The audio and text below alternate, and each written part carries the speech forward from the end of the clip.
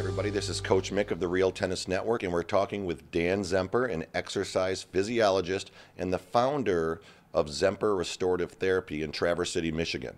Now, what I'm here for today is to talk to Dan a little bit about what tennis elbow is. I personally, myself, was a sufferer from tennis elbow. It took me about 3 months to come in and see Dan, but once I did, I never turned back, and since then, I've referred lots of people to go see Dan, and we want to just find a little bit about what it is, how we get it, how we treat it, and how we prevent it. So Dan, thanks for coming in today. You're welcome.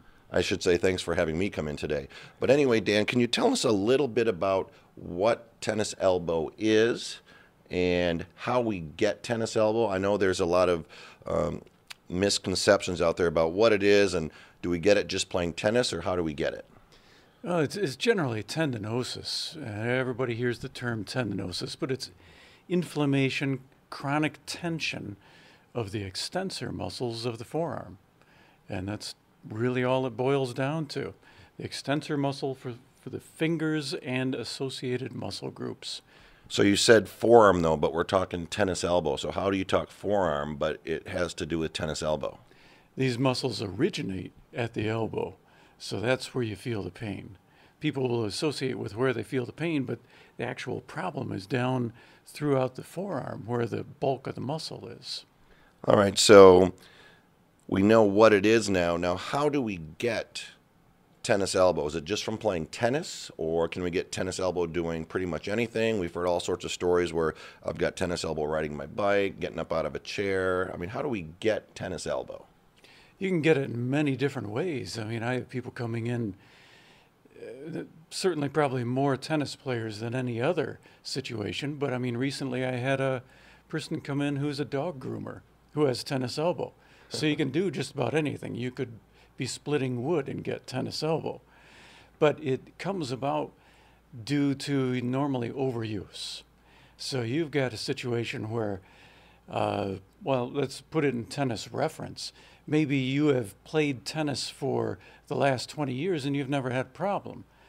But then you go out and you split wood, or you clear the driveway in Michigan where we live and the snow is deep or something like that, and the additional workload that you put into those muscles puts them over the top. All right, so what you're saying is when I'm teaching a tennis lesson, and let's say I change somebody's grip to a continental grip for their serve, let's say, for example, and then they come back to me the next day and they said, you know, Mick, I got tennis elbow because you changed my grip yesterday. Is that accurate, or would you say that's not accurate? That could be accurate just because they had so much tension built up in the musculature that any little addition is just too much. I mean, it's just a problem waiting to happen, basically. So another example would be the tennis pro who's played for 20 years and all of a sudden turns into a teacher. You know, and instead of the player becomes the teacher, and he's feeding balls. Boy, who could that be? Yeah, feeding balls, and it's just so incredibly repetitive, and it's different than what they did in the past. It adds to the problem. So I think you said to me when I had my first visit, you said tennis elbow is not like a car crash. It's not like, oh, I'm great. Oh, I've got tennis elbow. So you're saying it's something that kind of almost like hibernates in there, and it's either like hitting a new grip on your serve, or shoveling the driveway, or getting up out of the chair, which causes it to become what we may define as tennis elbow. Right, kind of an incremental problem. You know, it builds up, and everything you do in life builds to that problem. All right, so I've got tennis elbow. I can't play tennis. I'm all bummed out. I can't play my Thursday night 8 to 10 men's league with the boys and then go out for pizza afterwards. So I want to get rid of this tennis elbow. So now I've got it. All right, so I can't prevent it. So how do you treat tennis elbow, or what do you do when I come in here to relieve me of my tennis elbow? Okay, well, it's all around here. It's all based on myofascial release. Can you define that a little bit, what myofascial release is? Now you're pushing the limits here. Okay, myofascial release is basically breaking up scar tissue within the musculature. And within the musculature, within the fascial tissues that surround. You're looking for the whole definition here? Well, in layman's terms. So when you say, I mean, that's not a layman term, but if you say tennis elbow is something that we can all understand, that who don't live with you in your environment. Yeah, so it all, comes down to breaking up the scar tissue that is in and around the muscle tissue. It builds either due to an acute injury or over time, like what we're talking about, most often with tennis elbow, golf elbow, and other situations. So you get in there and you literally break it up. You traction the muscle tissue. I go through and it looks like massage, but I'm looking to flush out the tissues, traction against this scar tissue that's built up in there, and gradually break it up. And then where does all that scar tissue go? Surprisingly, after about 4 days, it has a tendency, once it's broken up, to reform. So I'm always coaching people on how to stretch, how to take care of this, self-manipulation with this, anything that they can do on their own to be successful as soon as possible. And then after their stretching, of course, a couple of times a day, the body will recognize this broken up scar tissue as a waste product, and it flushes it out of the tissues. Wow, so what you're saying is too, so the body naturally takes care of the scar tissue and gets rid of that. Now, did I hear you say is once you treat somebody, do you recommend that they still take time off, or do you recommend they go out and use the muscle and maybe play tennis? That really depends on the situation. A lot of tennis players will come in at a fairly late hour, and then it would be ideal if they would take time off. They're going to get through a problem faster. If they're in the midst of a season, they've got a tournament coming up, then we've got a sticky situation, and we have to try to limp it through a little bit. Try to get them to back off, and then yet be prepared for the tournament coming up in a week or two.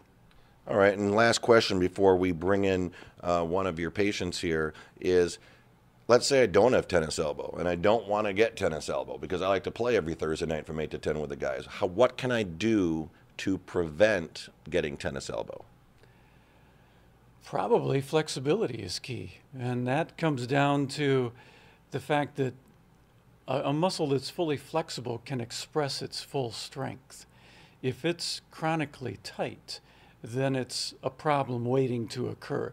That's that old problem that's slowly waiting for that one next last straw situation, the heavy snowfall or whatever, like we referred to. So if you're going to begin stretching, shall I go into the stretching references here now?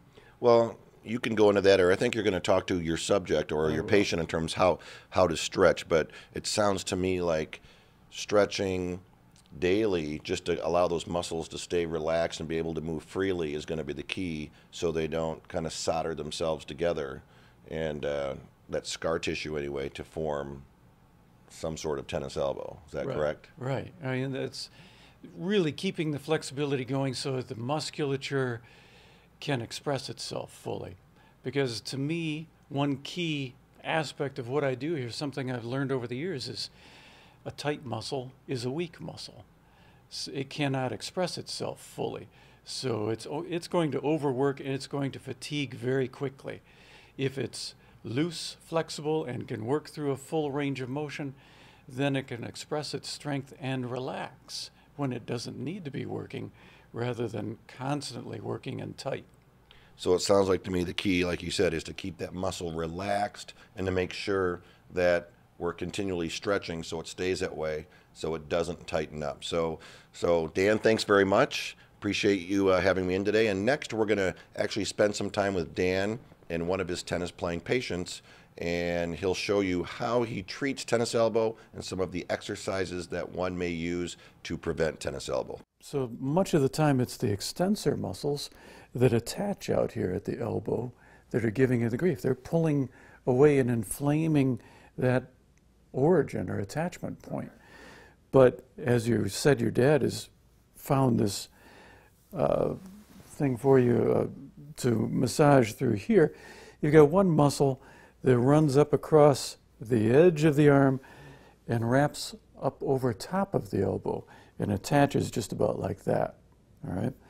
And there's one just below that that is a wrist extensor that attaches just above there. And then the extensor for the fingers is here. So they're almost inset at different angles there. And we want to find out which is bad. They may all be tense and tight. Okay. One of them is giving you more grief than the others. Yeah. All right, okay. So we got to figure that one out. Very often I'll work on a tennis elbow situation, and the muscle body is attaching at the bone up here, okay? And whichever muscle you're talking about, it's got its attachment points on either end. And what's happening is the muscle is so tight, like I was talking about earlier, it's pulling on its attachment points. And it's becoming so inflamed there that you feel it at the elbow. But the problem is really in the length or body of the muscle. So that is the extensor for the fingers. That's like classic tennis elbow right through there. That one hurts less than the other one. Does it? Yeah. Okay. It's plenty built up. It is tight. Okay. So you got a little bit of everything going on here. And then there's what's called the anconeus right through here. I don't feel that one. Oh, okay. Yes, there it is. Yeah. My bet is it's a real good thing we got you in here doing this. And the nice thing will be after we get things calmed down, you'll be learning my version of stretching, which will help you out all the time. The trick is, in my viewpoint, to keep things flexible. And if they're not flexible, they can't function properly. Right. Is what I tell people all the time is muscles become tight with overuse. You build up things, you get this overuse situation that comes about, and the muscle becomes chronically tight. A tight muscle ultimately becomes a weak muscle. It's always working. It can never fully relax. You know, this muscle that is supposed to have a full range of motion, thinking about these guys, is supposed to have a full range of motion. But if now it can only move like this and let go that far, it can still contract. But it can't let go. It doesn't have flexibility, range of motion, or function. So it's chronically tight, and it fatigues very quickly. Yeah. And once it's fatigued, it goes too far, it starts to cramp, burn, you know, give you the obvious signals that I'm done here. It needs to be worked on like this. You break up the scar tissue, flush out the tissues, inflammation, and things that have built up, and in general, get it to loosen. Okay. And then as you break up the scar tissue, the function returns, and you regain full strength again. Good in all sorts of your life, right? It is. Doesn't matter if this is an elbow or a quadriceps or a hamstring or anything, it's all the same. Mm-hmm. It's just where they attach, what's caused them, and how do you work it out? And how do you maintain it afterward? Because usually these things, usually anyway, they happen in musculature that we use the most in the activities that we like the best. The suction cup, well, you know, I stole the idea from cupping massage, and it pulls up on the tissues, and you know it's going to help loosen things up. Yeah, it feels different, huh? Loosen things up helps to get the fluids moving out, get the inflammation out of the tissues, brings blood in, which moves the things you want out of there back out again. But I like to think it actually is doing a little myofascial release in reverse, pulling up on the tissues rather than bearing down into the tissues as I do with my fingertips. Well, the interesting thing is I deal with the fascial tissues, if you've ever dealt with them, and it's all myofascial release. And basically everything I do in here is dealing with fascial tissues, and fascial tissues are like a continuous web throughout the body. They cover the whole body underneath the skin. You think about it, it's like when you peel skin off of a piece of chicken or something like that. You got the white filmy substance over top of the muscle. That's fascial tissue. Fascial tissue surrounds every single muscle in the body underneath the skin. It also forms the tendons and ligaments in the body too. Okay. So they're all interconnected. Yeah. The tendons are continuous throughout the length of the muscle. We don't usually think about it that way traditionally, but that's the way we're coming to think about it more now. And I think that it helps this type of work to be more effective when you think of it that way. Everything's interconnected. Well, I can't say what I do is something that anybody would do. I'm a little different. I make a business out of breaking up scar tissue, Okay. which is not maybe the norm out there, okay? But I find it to be a necessity. That's my belief in my business. So I tend to think that everybody should who is going to be working on this sort of thing, but it isn't quite the norm. Okay. Yeah. I'm not the only person out there doing this sort of thing, but I'm still probably a bit unusual in maybe more ways than one, but the business aspect, speaking from the business aspect, it puts me in my own little realm here. Yeah. You can go get Rolfing and things like that, and that's all dealing with the muscular and soft tissues of the body in a similar way. I work on things specifically and get to the core of the problem as I can see them. I have to read what's going on. I have to do now my disqualifier, I guess. I originally learned active release technique starting back in 1994. So I started learning it, put it into practice as I became certified with active release technique in all three.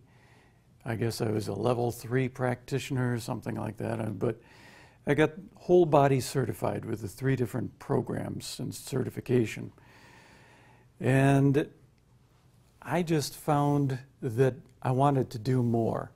A.R.T. is still the basis of what I do. This is anybody who's an A.R.T. practitioner who might actually watch this and be a tennis player or something and hit upon this and say, oh my God, he's doing A.R.T. It's the basis of what I do, but I've expanded beyond that. I mean, you're never going to see an A.R.T. practitioner who's going to follow the rules of the book and use suction cups. Or you're not going to see them just massaging through. You're not going to see them making as many passes as I do. You're not going to see a number of the moves that I do. I've made up an awful lot of my own nowadays. I work things in different ways, and it's gotten so that I've blurred the lines so much I don't even know what was A.R.T. and what is my own making. So that's where I started, was with active release technique, and I always give it credit. You know, one of the nice things about a forearm situation like this, tennis elbow, is that you can do the stretching just about any place, any time. You can do it while you're driving in the car. You can do it while you're in class. If geometry is boring you, then you can stretch and stay awake. When it comes to stretching, one of the most, really the only thing you can do wrong in my book is to cause pain. You don't want it to be painful. In stretching, pain is a sensation of muscle fiber tearing, all right? You don't want to do that because once you've torn the muscle tissue, it's going to shorten. It will shorten in order to heal, all right? So, you know, you tear it today, it's tighter tomorrow, you're going backward and not forward. So you got to kind of sneak up on things. If I was going to stretch my forearm flexors as I was working through your arm there, I would, as I usually demo, get into a stretch to the point where I feel a good challenge, all right? But it's not painful. And then I'm going to start moving back and forth. I'm going to hit a range of motion with that. And here your dad's an instructor in what he is with Taekwondo and all this. And I don't know how he goes at it, but this is what I talk about. And as I work back and forth, I'm triggering the stretch reflex. And I can go deeper and deeper and deeper. And that's about the one joint in my body that can really get back there. But I work with that thing all the time. Yeah. But because I demo it all the time too, I can really get some range of motion on that. Okay. So here, with the forearm, we're going to have you start working with this brachioradialis, then we're going to march it right down into the other muscles. So we're going to start by having you cock your wrist. There you go, just like that. Straight arm gets up in through here. Yeah.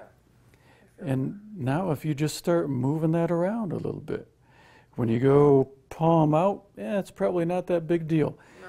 When you work it over, coming palms down, that's going to increase your stretch.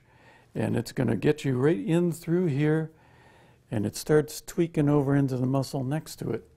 So you can just take it a little bit farther and go right into that muscle and just work them back and forth, deeper and deeper, and play with that. This is not a normal American 10 or 20 seconds and out sort of thing. 20 seconds and the muscle tissue just begins to open up. You don't want to just crack the door open and stop. You got to stay with it.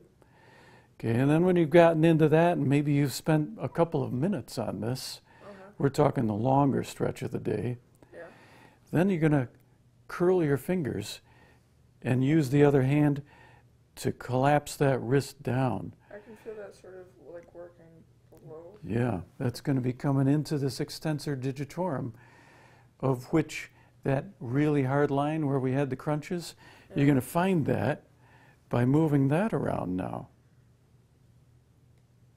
And you can do this one any which way. I mean, you can go way around, you can move it way back that way, you can go bent elbow, which is going to work into that other little muscle up in here, the anconeus that I worked on.